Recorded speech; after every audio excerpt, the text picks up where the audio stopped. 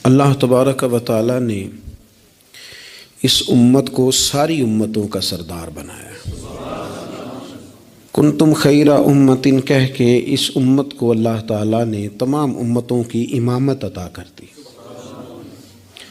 رب کریم نے نبی کریم علیہ السلام کے صدقے سے ہم گناہگاروں کو بھی وہ فضیلت عطا کی جو حضور کے غلاموں کو نصیب ہے۔ لیکن بڑا آدمی وہ ہوتا ہے جس کی سوچ بڑی ہو،